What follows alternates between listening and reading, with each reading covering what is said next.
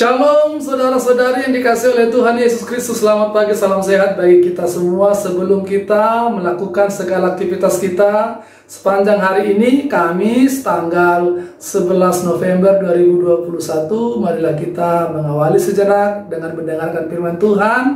Kita mengawalinya dengan berdoa. Kasih karunia dan damai sejahtera yang dari Allah Bapa dan dari anaknya Tuhan Yesus menyertai saudara sekalian. Amin. Saudara-saudari, firman Tuhan hari ini tertulis di kitab Yakobus pasal 1 ayat 13, dikatakan demikian: apabila seorang dicobai, janganlah ia berkata pencobaan ini datang dari Allah, sebab Allah tidak dapat dicobai oleh yang jahat dan ia sendiri tidak mencobai siapapun. Saudara-saudari, salah satu sifat manusia yang dari sejak awal sudah melekat di dalam diri manusia adalah selalu melemparkan kesalahan kepada orang lain, selalu mencari kambing hitam untuk setiap pergumulan persoalan yang dia hadapi. Manusia dari sejak awal tidak bertanggung jawab untuk perbuatannya. Dia menyalahkan orang lain sebagai penyebab kesalahan yang dia lakukan. Dan ini sampai sekarang juga masih terus terjadi. Dan itu sesuatu yang tidak baik. Adam dan Hawa melakukan itu. Hawa melemparkan kesalahan kenapa dia memakan buah itu kepada ular. Karena ularlah maka dia memakan itu. Demikian juga Adam melemparkan kesalahan ketika dia memakan buah itu kepada Hawa. Dia mengatakan, karena perempuan yang engkau berikan itulah, maka aku makannya. Nah, ini adalah sebuah tindakan melemparkan atau mencari kesalahan kepada orang lain. Sesuatu yang tidak baik ketika kita yang salah tapi kita tidak bertanggung jawab, malah mencari orang lain untuk menanggung jawab kesalahan kita itu. Itu juga lah yang terjadi seperti yang kita lihat di dalam nas ini. Yakobus mengingatkan manusia ketika manusia mengalami berbagai pergumulan di dalam hidupnya, berbagai pencobaan di dalam hidupnya. Yakobus mengatakan, janganlah engkau melemparkan kesalahan atau penyebab pencobaan itu kepada Tuhan. Seolah-olah Tuhan ingin mencobai kita, seolah-olah Tuhan ingin menjatuhkan kita, seolah-olah Tuhan ingin membuat kita menjadi kalah atau menang di dalam pencobaan-pencobaan itu. Tuhan tidak pernah mencobai. Tuhan tidak pernah merencanakan sesuatu yang tidak baik. Tuhan tidak pernah ingin menjatuhkan kita. Tuhan tidak pernah ingin membuat kita menjadi orang yang terpuruk. Tuhan ingin dengan segala rencana-rencananya di dalam kehidupan kita ini adalah sesuatu yang mendatangkan kebaikan. Itulah rencana Tuhan dari awal kepada manusia. Itulah yang diinginkan Tuhan dan sejak awal bahkan sampai akhir zaman Tuhan mau menginginkan apa yang terbaik bagi manusia. Kalau kita mengalami berbagai pergumulan, berbagai kesulitan, berbagai penderitaan, sakit, penyakit dan lain-lain, janganlah kita mengkambing hitamkan sumber dari segala pergumulan, pencobaan itu kepada Tuhan. Karena Tuhan tidak pernah menginginkan kita untuk menghadapi berbagai kesulitan kehidupan itu.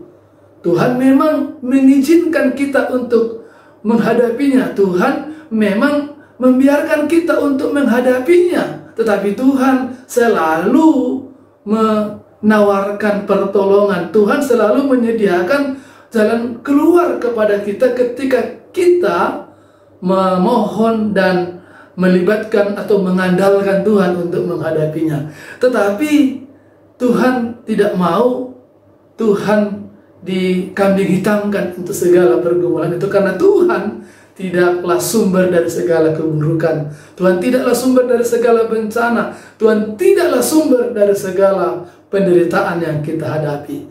Yakobus menekankan di ayat berikutnya bahwa segala sesuatu yang mendatangkan pencobaan itu datangnya sesungguhnya dari keinginan-keinginan manusia, dari kemauan-kemauan manusia yang menuruti kehendak badanianya, kehendak kedagingannya. Itulah yang membawa manusia ke dalam berbagai pencobaan, ke dalam berbagai pergumulan, ke dalam berbagai kesusahan.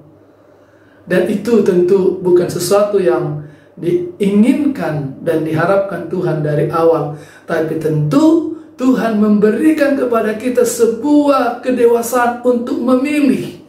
Dia menganugerahkan kepada kita kehendak bebas untuk menentukan apa yang mau kita jalani di dalam kehidupan ini. Tuhan merencanakan yang baik, tapi ketika manusia tidak hidup sesuai dengan rencana Tuhan, tapi menuruti keinginan-keinginan tubuhnya, maka disitulah terjadi berbagai-bagai pencobaan di dalam kehidupannya.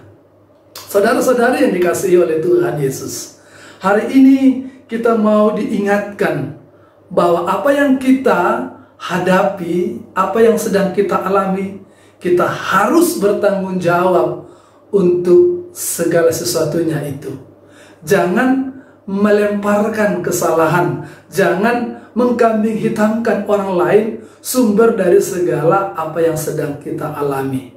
Tuhan, apalagi karena Tuhan mendatangkan yang baik di dalam kehidupan kita. Keinginan kita lah yang menghadirkan segala yang tidak baik.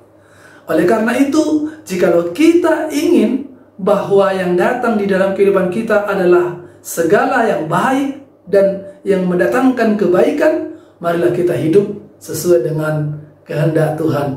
Marilah kita bekerja sesuai dengan kehendak Tuhan. Karena Tuhan sendiri mengatakan, rancangan-rancangan dan rencana-rencanaku untukmu adalah rancangan-rancangan yang mendatangkan kebaikan.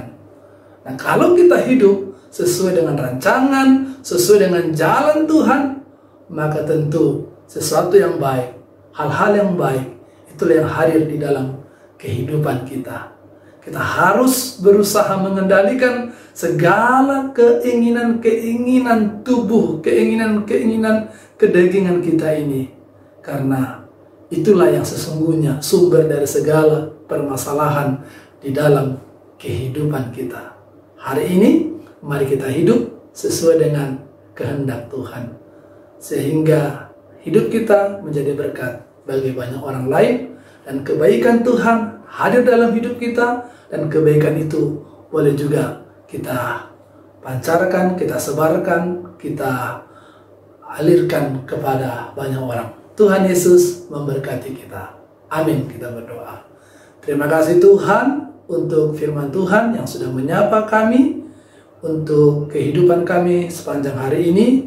Engkaulah kiranya yang memberkati dan memberikan segala yang baik, memberikan pertolongan untuk kami dalam segala apa yang sedang kami hadapi. Terpujilah Engkau ya Bapa. Hanya di dalam nama anak-Mu Tuhan Yesus Kristus kami berdoa dan mengucap syukur. Kasih karunia dan damai sejahtera yang dari Allah Bapa dan dari anaknya Tuhan Yesus Kristus dan persekutuan Roh Kudus itulah menyertai dan memberkati saudara sekalian sekarang sampai selama-lamanya. Amin. Selamat bekerja, selamat beraktivitas, Tuhan Yesus memberkati. Horas.